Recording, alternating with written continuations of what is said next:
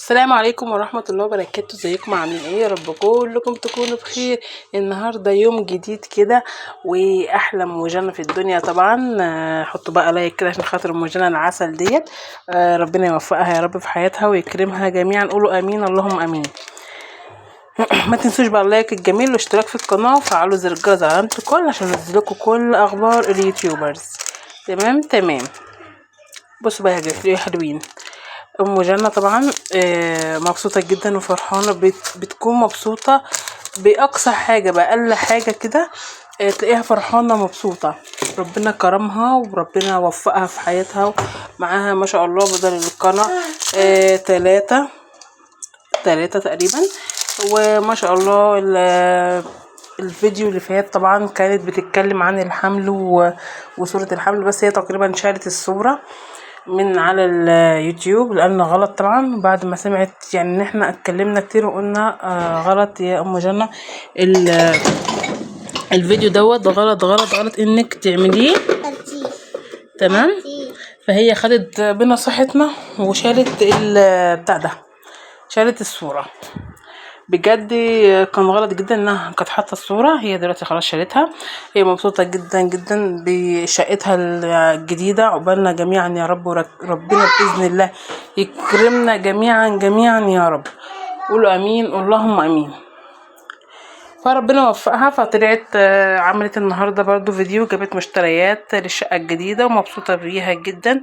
وتقول لكم يا جماعه انا مبسوطه جدا بالفيديو بتاعي، وجايب اعلى نسبه مشاهده اللي هو الفيديو بتاع البيبي.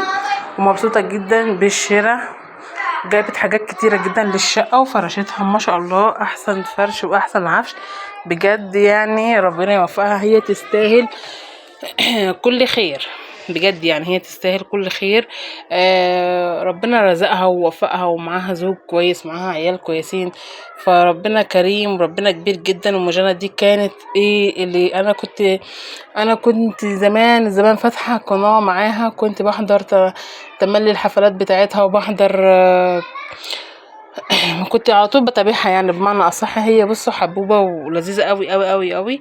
فربنا كرمها ووسع عليها، وان شاء الله ربنا يكرمنا جميعا يا رب. طول ما الواحد بيتمنى الخير للغير ربنا بيكرمه جميعا.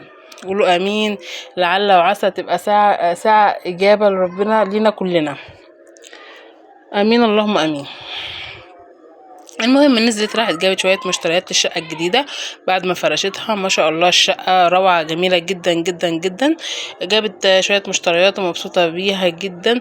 وبتقول ان انا مش زي الستات وان انا هجيب برضو واجيب وهي عماله تعمر. ربنا يوسع عليها ويعمرها وتجيب كل اللي هي عايزاه وما يحرمهاش ويقومها بالسلامه. ناس كتيرة جدا انتقدوها بسبب الفيديو بتاع اللي هي راحت صورت ونزلت صورة السونر بتاع البيبي. انتقدوها كتير جدا. انا مش شايفه ان فيها حاجه يا جماعه، بس هو غلط عليها هي بس مش اكتر ولا اقل. بس انا بعد كده لما نزلت الفيديو اللي فات رحت بصيت لقيت انها شالت الصوره، فده احسن ليها الصراحه. احنا كنا والله خايفين عليها وكلنا بنحبها وكلنا بنقول ربنا يقومها بالسلامه ويوفقها في حياتها ويكرمها يا رب ويوسع رزقها ويوسع عليها، لانها انسانه طيوبه جدا وحبوبه خالص فوق ما تتخيلوا يعني. بصوا شفتوا شخصيتها انها على اليوتيوب ازاي وعلى التيك توك ازاي هي نفس الشخصية دي على الطبيعة.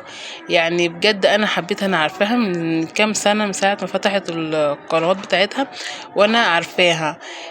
فبجد انا سعيدة جدا انها وصلت للمرحلة اللي هي فيها دي وفرحانة جدا بحملها. وربنا يقومها بالسلامة. بس بنصحك يا ام جنة مش كل حاجة تطلعيها على اليوتيوب.